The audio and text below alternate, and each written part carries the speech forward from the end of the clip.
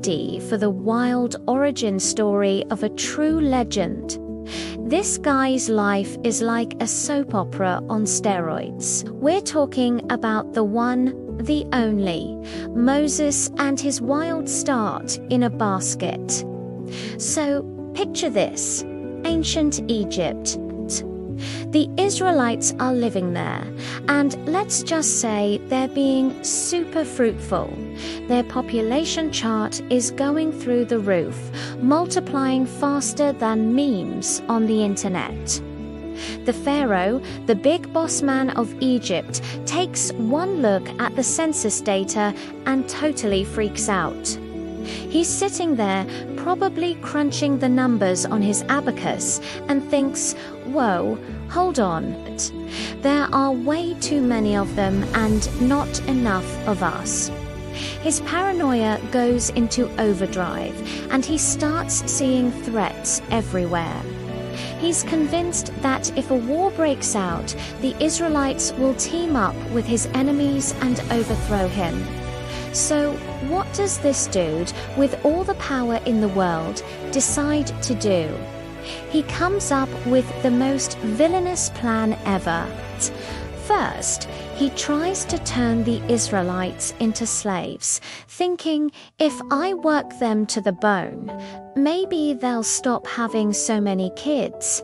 He puts them on construction duty, building massive cities, forcing them into hard labor under the scorching Egyptian sun. But guess what? It backfires. The more he oppresses them, the more they thrive. It's like they're spiritually and demographically unfit. Pharaoh's plan is a total flop, and now he's even more stressed out. He calls his advisors and says, guys, plan A was a disaster. We need to go to plan B, and this time, no half measures. And that's when Pharaoh drops the most horrific, bone-chilling decree in history. He gathers the Hebrew midwives, the very women who help bring life into the world, and gives them a terrifying order.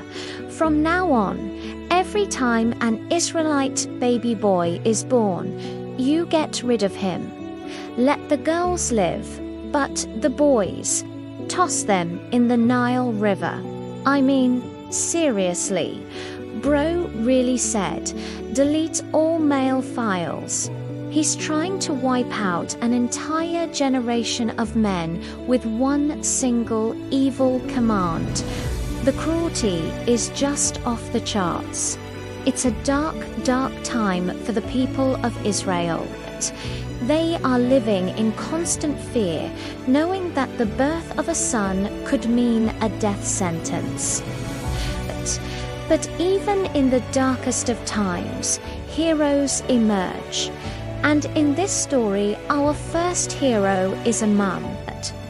A woman from the tribe of Levi named Jochebed gets pregnant and gives birth to a beautiful baby boy. She looks at her son and her heart just melts.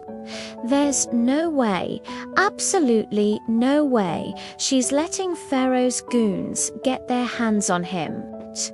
She basically looks at this insane decree and says, "Not my baby. Not today, Pharaoh." For 3 months, she pulls off a top-secret operation, hiding him in her house. Can you imagine the stress? Every little cry, every whimper could give them away. It's a high-stakes game of hide-and-seek where losing is not an option. But a baby can't stay hidden forever. They get bigger, they get louder. So Mama Moses knows she needs a new plan, something more permanent. And this is where her faith and ingenuity kick in. She goes down to the riverbank and gathers a bunch of papyrus reeds. She weaves them together into a small basket, basically a little ark. Then she seals it with tar and pitch to make it waterproof. She's not just building a basket. She's building a vessel of hope. She creates a mini cruise ship, places her precious son inside, and gently sets him afloat among the reeds of the Nile River. His older sister Miriam stands at a distance, watching over him, her heart probably pounding out of her chest. Little Moses is just floating there, chilling, probably thinking, wow, this water ride is actually kind of nice. He has no idea his life is hanging by a thread, floating down the very river meant to be his grave. And then, in a twist of fate that only God could orchestrate, who happens to come down to that exact spot on the river to bathe, none other than Pharaoh's own daughter. She's there with her ladies-in-waiting, and she spots the basket in the reeds. Curious, she sends one of her maids to go get it. They bring it back, open the lid, and boom. Inside is a crying baby. Her heart immediately goes out to him. She looks at this tiny, helpless child and knows right away this must be one of the Hebrew babies. The irony is so thick you could cut it with a knife. Her own father is the one who ordered these babies to be thrown into the river, and here she is, holding one in her arms. Just then, little Miriam, who's been watching this whole time, sees her chance. She runs up to the princess and says, "Hey, you're going to need someone to nurse him, right? I know a Hebrew woman who could do it for you." The princess, not knowing this is the baby's actual sister, thinks it's a brilliant idea and says, "Yes, go get her." So Miriam runs and brings back their mum. Can you believe it? Moses' own mother gets paid by the princess to nurse her own son. It's the perfect secret.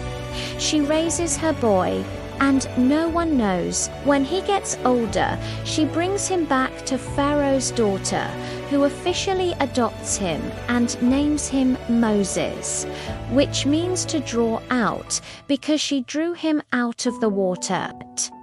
Just like that, the boy who was supposed to be fish food goes from a river rat to a royal brat overnight, raised in the very palace of the man who wanted him dead.